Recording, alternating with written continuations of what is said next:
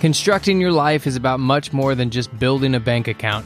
Each week, join real estate entrepreneur and mindset coach Austin Linney as he interviews guests who are constructing their dream lives and impacting the world around them on a daily basis. If you're an entrepreneur or wanting to start a business, or you just want to hear motivating stories of how others have overcome the odds, you are in the right place. And now for your host, Austin Linney. Guys, welcome back to Construct Your Life. Guys, we have her. She's my favorite human in the world, ever. She's, you know what? Here's what I'll start it off before you tell your story. There are people that when you leave them, they leave you better. Okay? And I really like to spend time with people like that.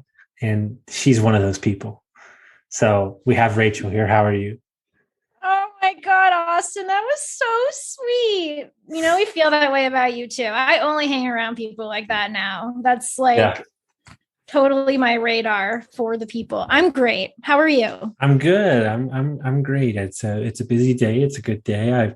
I have Lizanne after you. I'm super excited I don't know if you know her from Enlifted, but she was one of the coaches in our group. She's amazing. But you know, you have and I don't know too much about it, but you have an interesting story, and, you know, I think you started off pretty young, not like others. So I'm interested for you to kind of tell the audience your story and stuff like that. So I'll let you start where you want to. Okay. Yeah. Well, I'll just start with my story where it starts at 9 years old.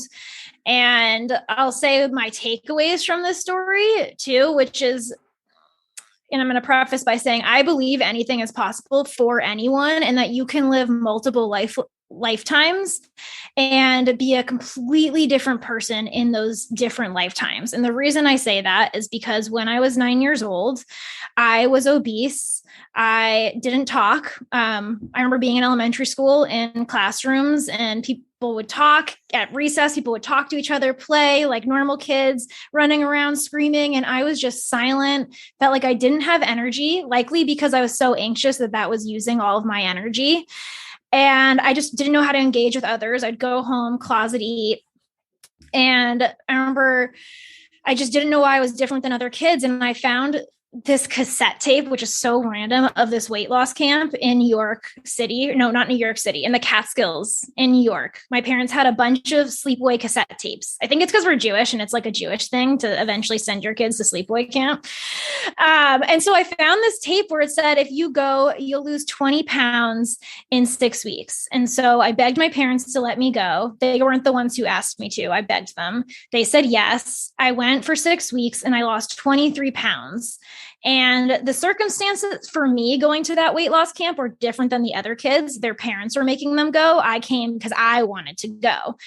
And I also so I worked really hard. So when they had exercise classes, I was going balls to the wall at 9 years old, knowing that this was my path. But I also didn't eat much food because I didn't like the food that they had. And then I lost weight faster than the other kids. And what that taught me was, you can lose weight faster if you eat less food. And at the same time, I did make friends at this camp because there was a bunch of kids who were similar to me, so I could relate with them more. So then I also correlated losing weight with making friends. And so I spent the next 16 years staying up until 3 a.m. researching different diets, ways to stay skinny. Because that to me was the path to being a normal person, the path to having friends. I ended up getting my degree in nutrition and dietetics when I went to college, thinking that I was going to finally learn the secret to not having to work so hard at this, not having to think so hard about it and stress myself out about it so much so that I could just live in peace. Now, college, dropped me to my second rock bottom. I would say 9 years old when I went to weight loss camp was my first one. And it was a second rock bottom because what I found out was, I could learn everything about digestion. I could learn everything about the way the human body interacts with food, what nutrients it needs, everything. And I will still be stressed about this because I'm thinking about it too hard. And I got to this point where I just didn't care anymore. I didn't want to research it anymore because when you spend that much time researching from that year, 9 years old to around 20 years old or 21 years old, and then you go to school for it, you kind of peter out on wanting to know anything more about it. So I just stopped. I just stopped learning, and I decided to just go back to the basics. And I switched to eating more organic foods, eating whole foods. I started off paleo, but I eventually started adding in foods as I noticed which foods felt good, which didn't feel good. And it was the first time ever that I stopped being as much in my left brain, which is thinking logical of all the facts, all the things I need to do to be a certain size, and started feeling into what foods made me feel good. And instead of looking at calories, I was looking at, how do I feel? Am I full? Am I still hungry? And just tapping more into my body.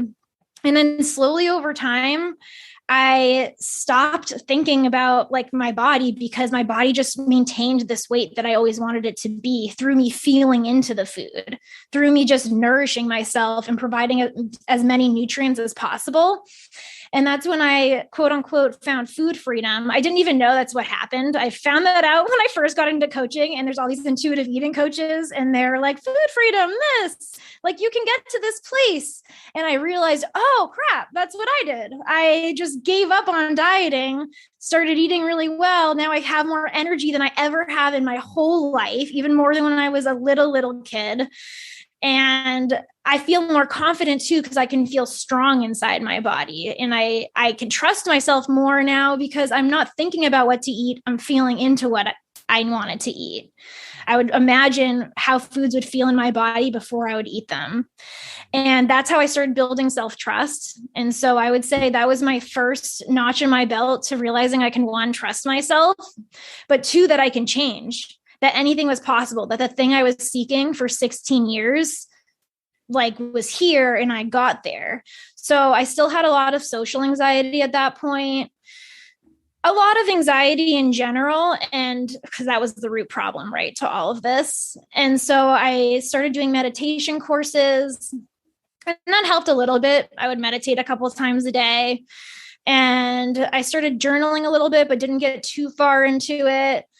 And just constantly trying to work on myself with affirmations. And then then COVID came, and I hit another rock bottom because I was in cannabis at the time, which I'm going to shorten the story by saying the way I got into cannabis was learning to trust myself through food first. So I always had a passion in cannabis, and I said, screw making money, I'm just going to get into cannabis. That's how I met Ryan, actually, at my first job. And, ended up leaving cannabis after 3 years because it stopped being fulfilling to me. And I learned over the course of my life that when you're not fulfilled, when something feels like a drag every day, that's your signal that you're out of alignment and it's time to move. So I was seeking for that next hit of inspiration. And when COVID hit, I had been sleeping an hour to 4 hours a night because I was so miserable at my job. And I used COVID as my excuse to leave. And then I saw Mark England, as you know, the language guys, certification, got into doing that with mindset work. And I remember one day I was taking a walk around my block, paying attention to my language, my thoughts, and I was in this negative thought spiral, telling myself what a crap person I am. What am I going to do? I don't have a job now. Like, you need to make money. Like, what's going to happen?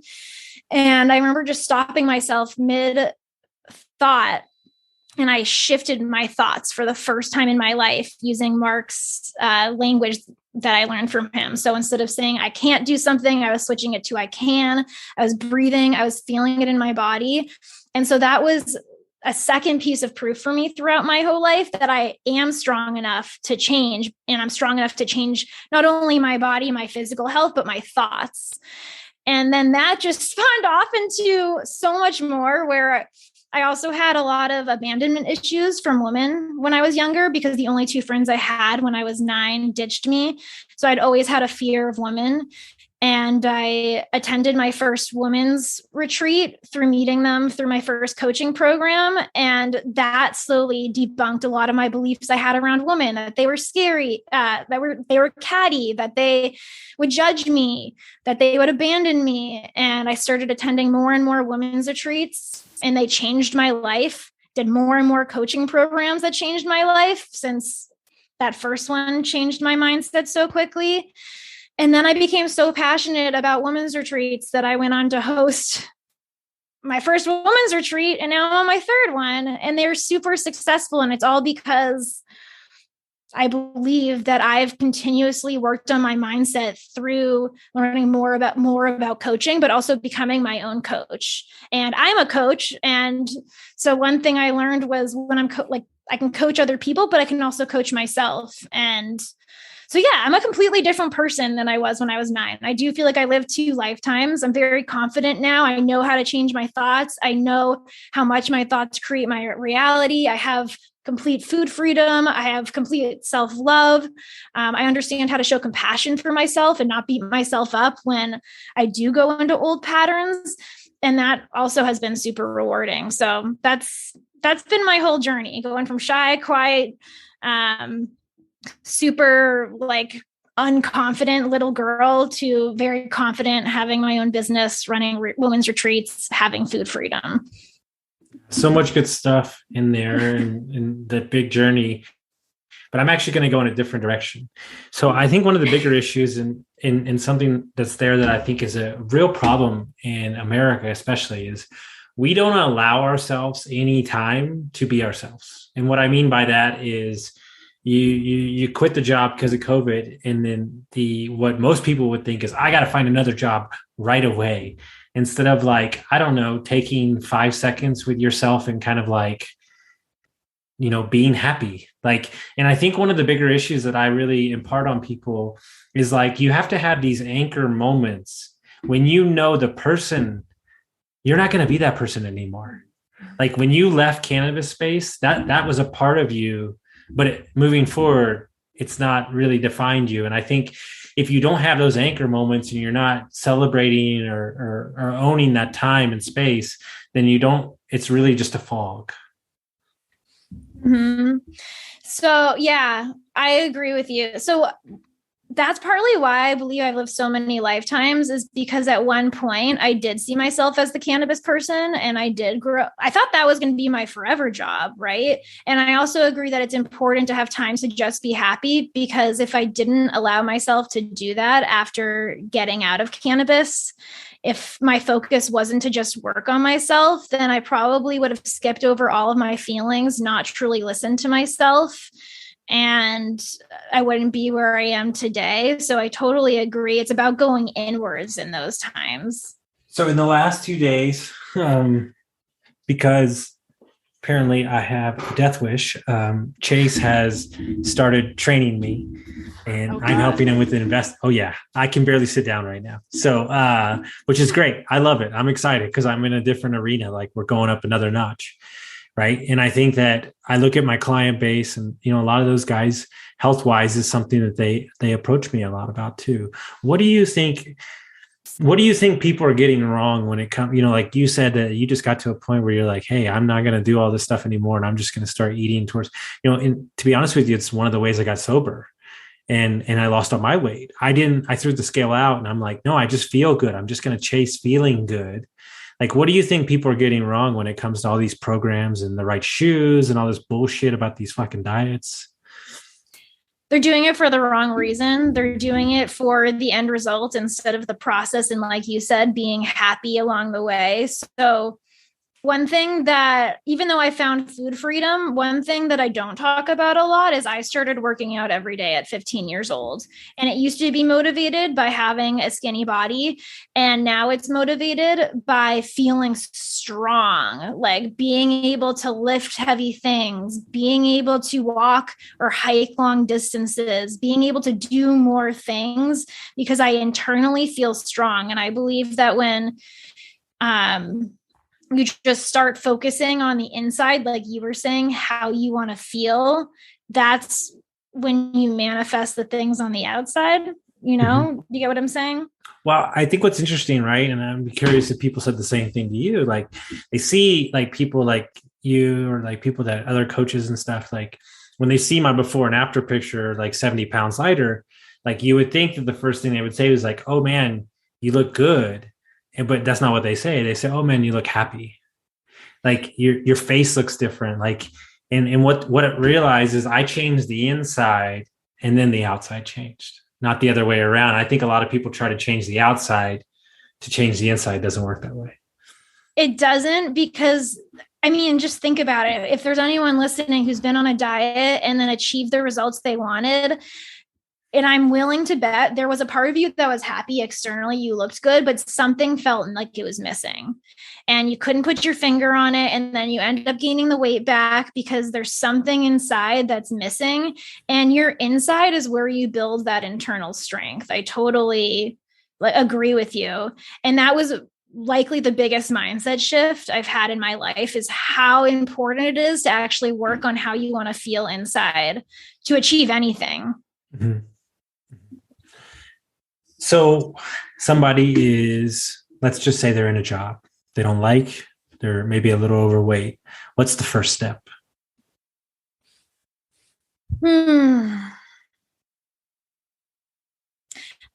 I always work on mindset with people first, because like when you're building a house, you can't build a house without a firm foundation.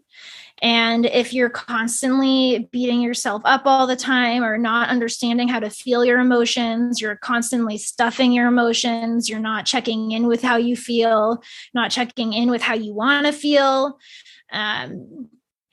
that's going to affect everything else you do. So when you started changing, like addressing the core internal struggle, the core internal beliefs, like we just said, it then outwardly shines to everything else that they do.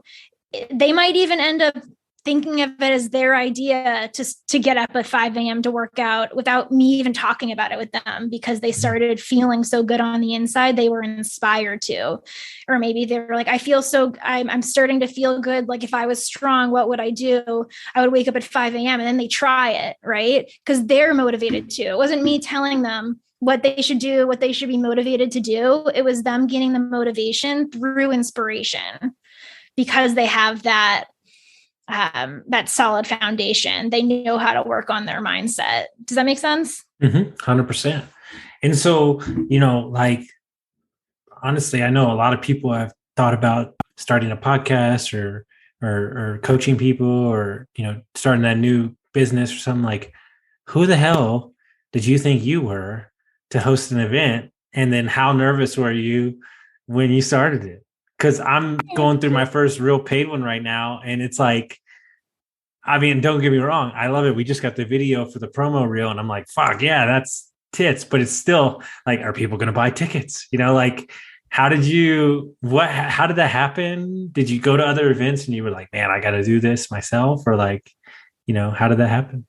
It was, I would say, well, going back to, I had so much inspiration within me that it leached out into me hosting my first event, because I had been to so many women's retreats, and retreats had changed my life so much so quickly, because you're immersed in an energy with other people, and some people are at higher levels than you. And when you're around them, you end up you step up to their level naturally without even trying, because you're feeling them, you're seeing them. And so I had been to so many women's retreats that I knew what I loved about them.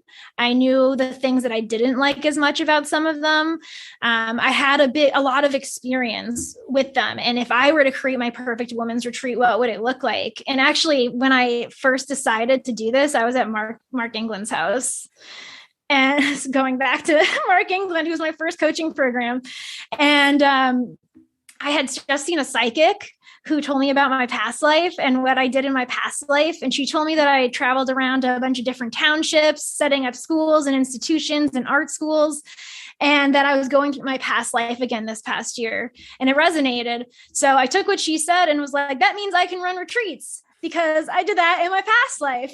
So I was already inspired to.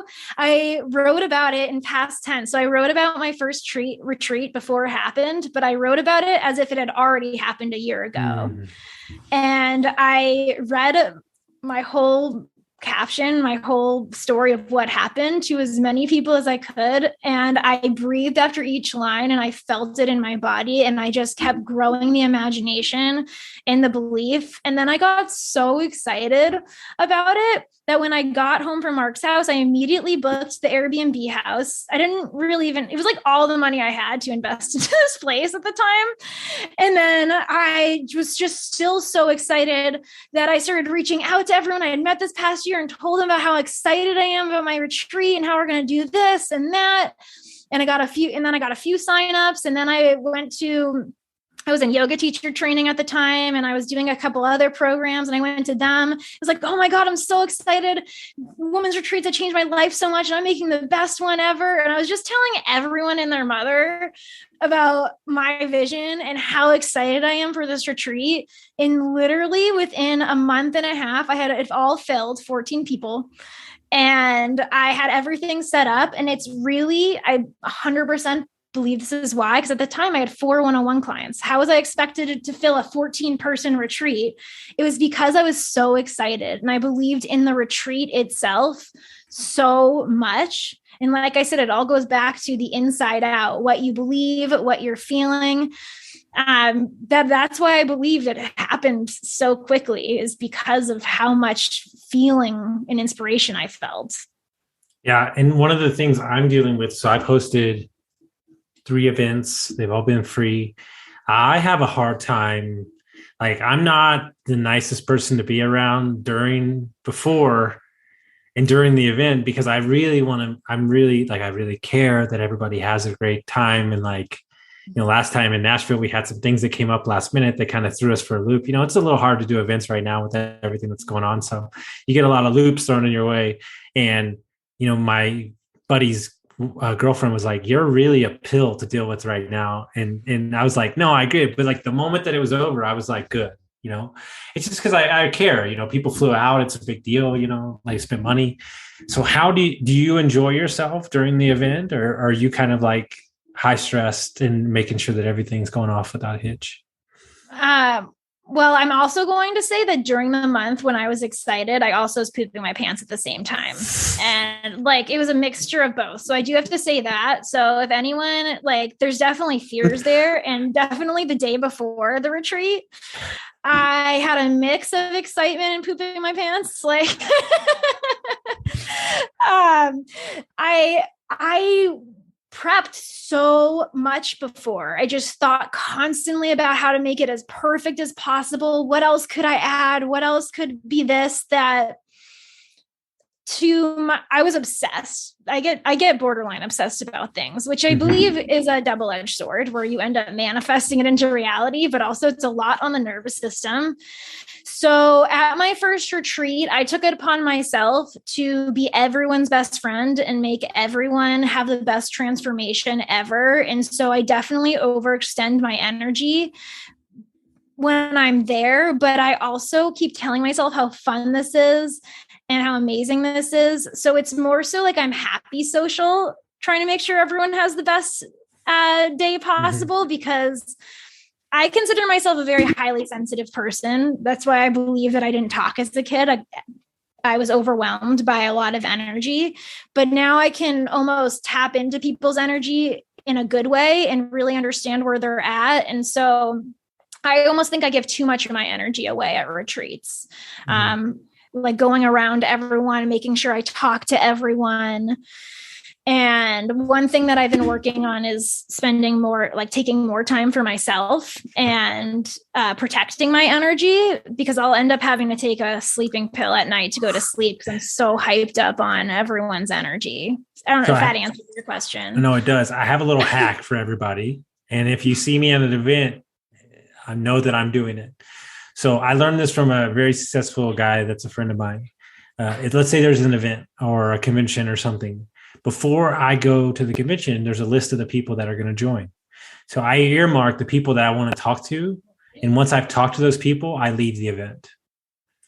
Because you could just talk to 100 people, but what's that going to do for you? But I have a strategic plan going into it. And then when I'm done, I'm out. And it's just one of those things that I've done that's like super important, because like the energy that you bring to the table is super important.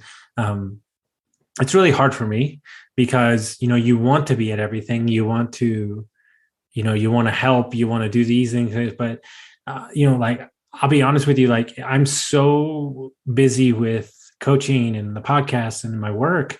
Like, I'm not the greatest human to be around right now when it's just normal time, like, meaning like hanging out with friends and stuff. Cause I don't really care, to be honest with you.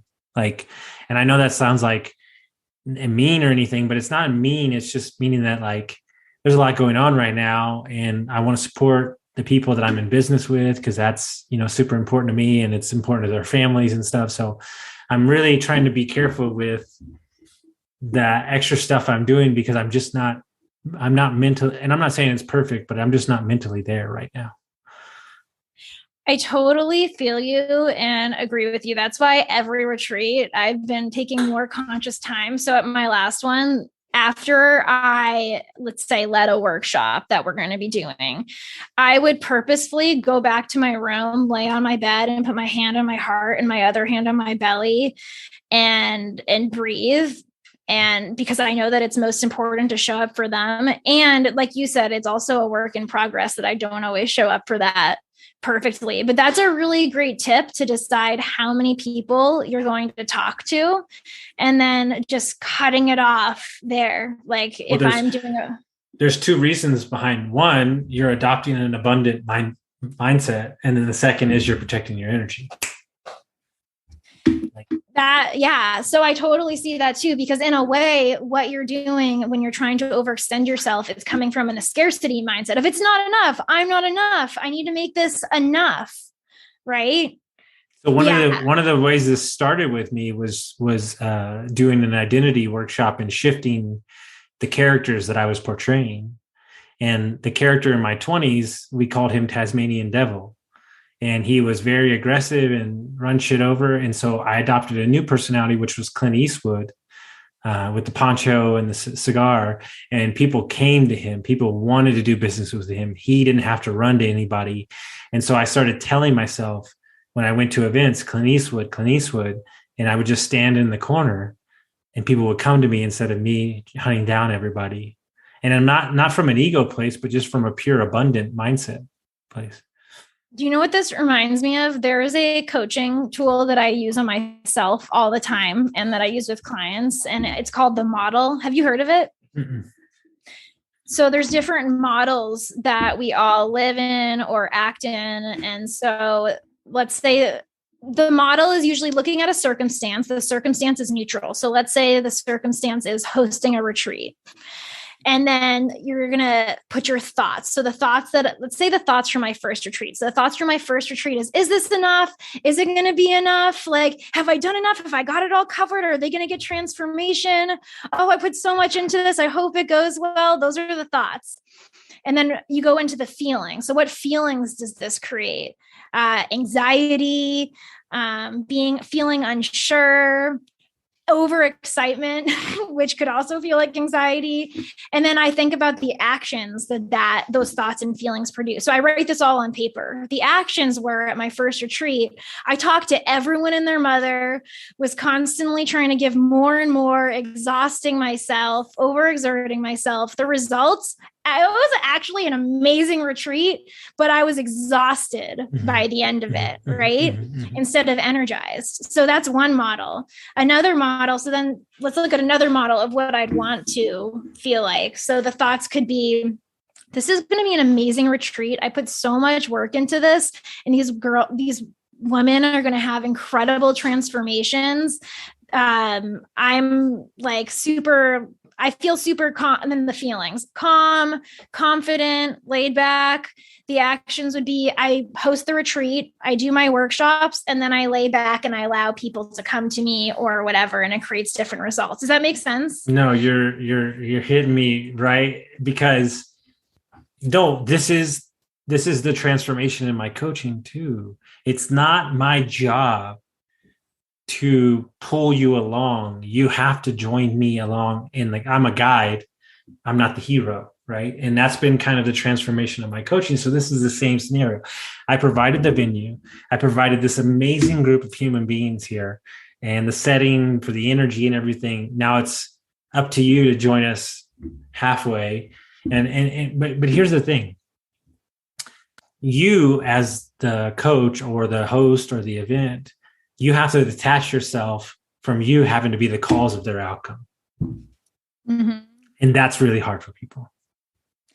Yeah, but it's also continued awareness. That's where I find writing down, this is something I do multiple times per day, especially when I'm trying to change a belief, change a way of being, is I constantly assess why am I taking these actions? What thoughts and feelings are they coming from?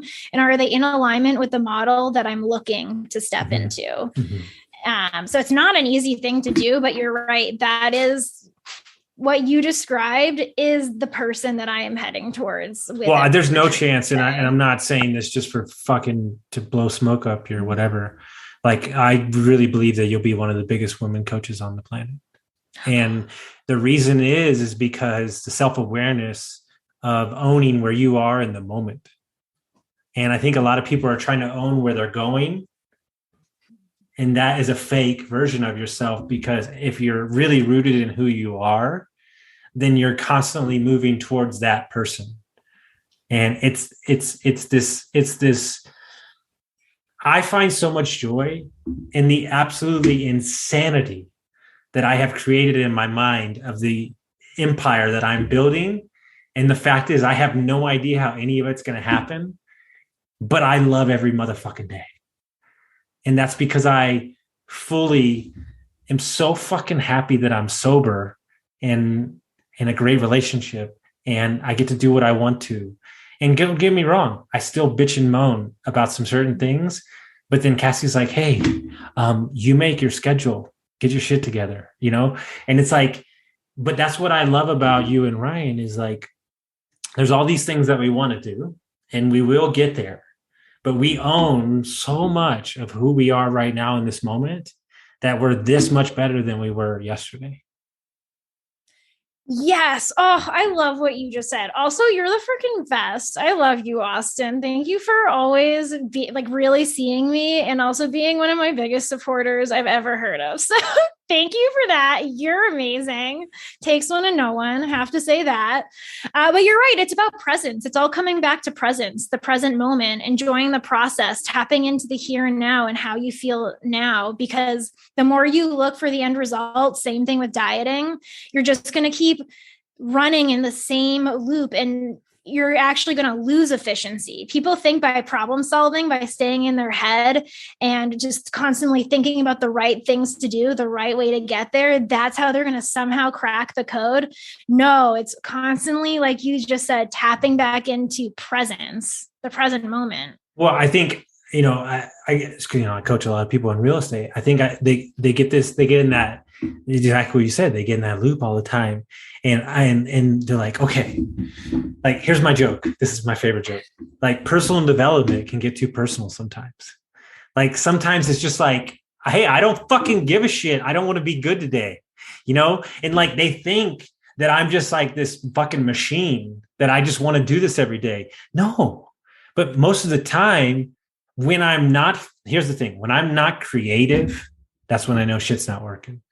And so what I do is I make them read a book called Big Magic about like art and fucking, joy. And they're like, why the fuck are you making me read this? I want to learn about multifamily real estate. And I'm like, because you never watched this movie. Trust me, you never watched this movie, but there's this movie called Tin Cup. And he's a golf guy out of Texas. It's a really good movie. I've seen it a million times. But long story short, Cheech is the fucking golf caddy in this movie, and he can't play golf because he's thinking about this woman. And so what he does, he's playing this big tournament, and he gets him to turn his hat around backwards and stuff his pants and his socks, and he moves his quarter over to his right pocket, and he sticks a tear behind his ear, and he goes, what the fuck are you making me do? And he goes, I'm making you think about anything else than you were thinking about. And he messes with his mind so much that he goes and plays and hits the ball perfectly. And so 90% of times when you're trying to get somewhere, you're trying to do something, it's because you're forcing it instead of surrendering to the fact that you actually have no fucking control over what's going to happen. but you have a control of how you show up. And so simplicity, I think, is the key to everything. And that's where I'm getting with my coaching is, okay, you got all these goals, but let's talk about the 2 things this week that you can crush, and let's go crush those.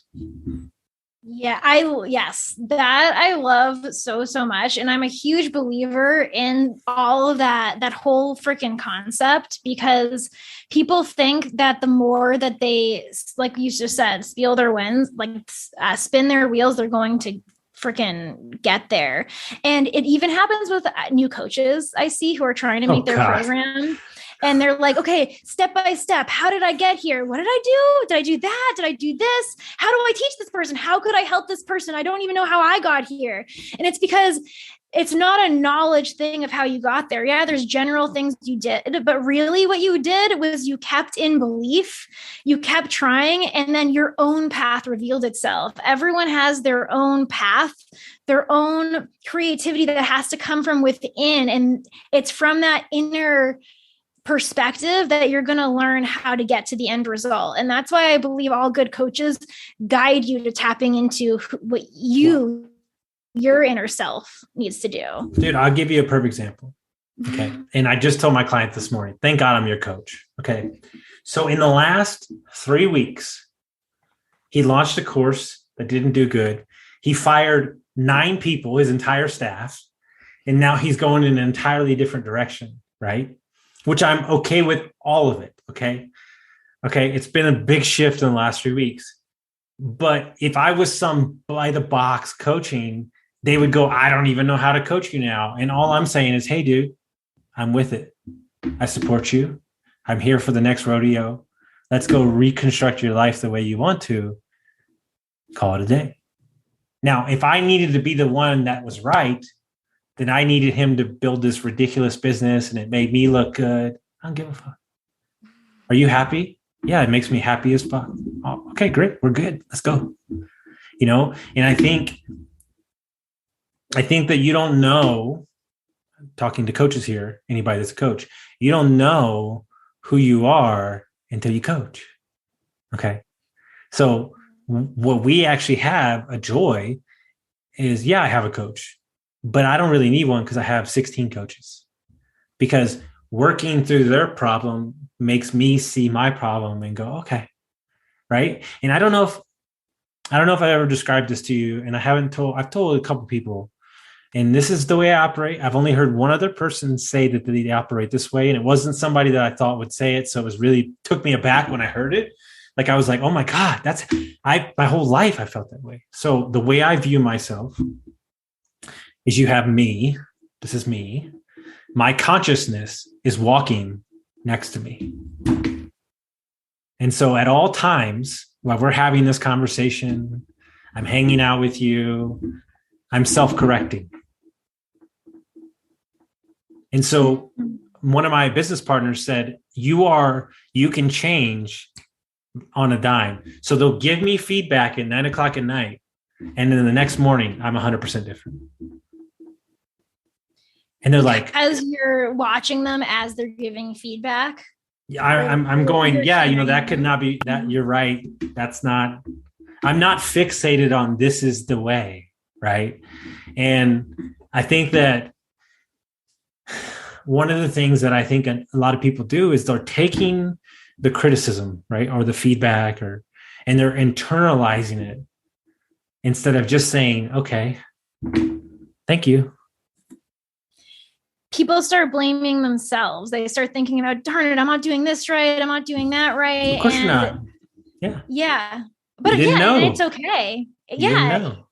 And I think we have to start normalizing that it's actually good to accept that you might not be doing it right. Good to accept your failure. Good when you start, like for me, for example, if I start thinking negatively during the day, nothing's gone wrong. That's something I always remind myself of. Rachel, nothing has gone wrong. You're exactly where you need to be. And it's just acknowledging and accepting that allows me to move through, because it just goes down a negative spiral otherwise. Okay. So I got an interesting question for you. Mind bender. So where does Rachel need to be 5 years from now? So I've been thinking a lot about this recently. It's funny you said that. I see myself owning multiple properties or having partnerships with people where I do retreats around the country. And then I have group coaching programs as well. Right now, I'm just doing one-on-one coaching. I do have a group for my current retreat because we're doing an online program before the retreat, but I do see myself owning multiple places. I would love to have a place in Sedona because I really believe there's something really magical there. And how we were just talking about at retreats, when you're with a bunch of people and some people are more high level, you take on that energy. There's something about Sedona in general's energy that feels high level, that allows people to tap into their feelings, their intuition more, because everyone there is doing that. It's just everyone's on this different wavelength. So I see myself having a place there. I haven't really thought about the other places yet. I'm really big on knowing what I want, but then allowing the rest to unfold as inspiration unfolds. Sure. But yeah, that's where I see myself. Cool. So find me the place and my fund will buy it. And there you go. It's done. Yes. I'm not joking. Are you serious? Yeah, I'm dead you can serious. Share a retreat spot. Yeah. That's how you manifest, folks. Dead serious. I'm not joking. We're looking in Arizona right now. I have meetings all next week. I'm dead serious. Well, boom. All right, let's do it. All right. So 5 years has now gone down to 2-second plan. You want to know my favorite quote from Jim Rome is? You know what the top 1% does that others don't do? What? They ask. I love that. It's true. How does the universe know what you want if you don't fucking say it? How does the universe know what you want if you don't write it down? How does the universe know if you don't? We did a segment on my other podcast about the 5 pillars to success. And the number one was discipline, but the actual thing that meant anything was belief. That's what I believe more than anything. And what you were just saying reminds me of this saying my mom always said growing up. And I believe that I live by this. And partly that's what attributes to my success. And I'm realizing it now that you say this. But the phrase, squeaky wheel gets the oil. I think about that all the time. You know what's a really good one too? My buddy dropped on me. Big doors swing on small hinges. Ooh, that one's freaking good. That's good for belief, because belief really is all you need. And the faster you can get all you need, and the faster you can get yourself to believe something, that's how you embody it. And then it shows up. Dude, so here we'll get a little out there for a minute. So this is a point of contention for me because it's the truth and I don't care what people say. Your goals are weak, okay? And the reason your goals are weak is because your goals are only part of who you are, looking through the past of who you used to be. And so if you embody who you are completely and your values, energy, and everything in the moment, there is no idea what you can create. So that's partly why I said I don't know where else I'd want to place, because I know that it's yet to unfold. Exactly. I would have never guessed that I would have hosted 3 retreats in my first year of coaching. Mm-hmm. I would never. And I actually think there's a space that I think that y'all benefit from immensely that you haven't even tapped into yet. I actually think that this world needs it, and I think it's super important. I think that I think a lot more men or women are going to be coaching men, and men are going to be coaching women, because I think it's the opposite energy that a lot of us lack, that we need the perspective. It's interesting you said that, because I literally had an Enlifted coach reach out who is an amazing coach, does really well for himself. He's a guy, and he asked me to coach him. And I thought, what? Why? You're like, we've had conversations. He'll coach me and I understand what he's saying, but he said it's because he wants the feminine energy. And you're right. What he was coaching me on was how to tap more into my masculine. And what I can coach him on is how to tap more into his feminine. Mm-hmm. That's why I also see us moving into the age of women empowerment over the next year, because more men are going to need to understand feminine flow from women, because we're in such a masculine go structure society. Mm-hmm. And I think, I think that people need to understand that you can move through both of them, and that's when you become unstoppable. Right. And, one of the greatest compliments I've ever gotten from one of my coaching clients was like, in the same sentence, Austin, you can knock me the fuck out and cuddle me. That's great. I love that. That review needs to go on all of your copy everywhere. And I was like, that's pretty damn good. I like that. They're like, yeah, you're beating me up. And in the moment that you think I can't beat you up anymore, I let you go. And all I'm trying to get you to do is to shake you loose from the world that you be living in, and I think, my hope for everybody out there, whoever listens to this, is like, your mediocre life that you're living right now is not good enough. It's not good enough. And the thing is you have no idea what the fuck you're capable of until you take that. You want to know how you start? One motherfucking step.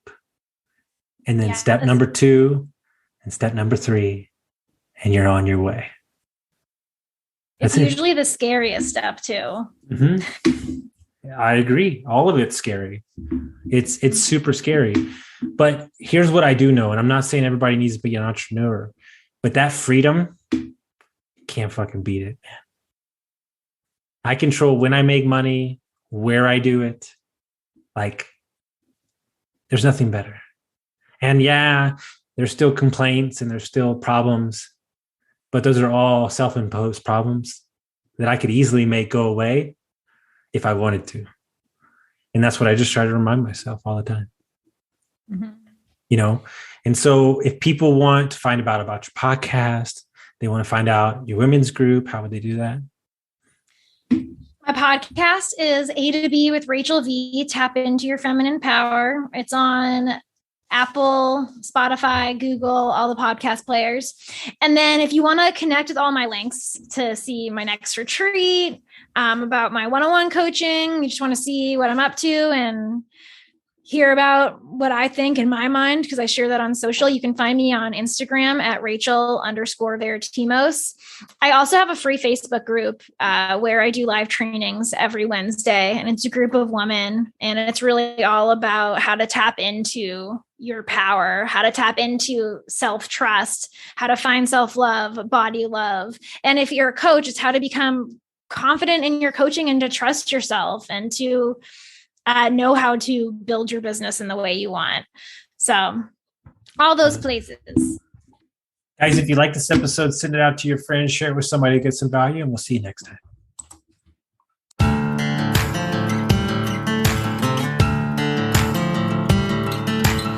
Thank you for listening to Construct Your Life with Austin Linney. If you enjoyed this episode, be sure to rate, review, subscribe, and pay it forward by sharing with a friend.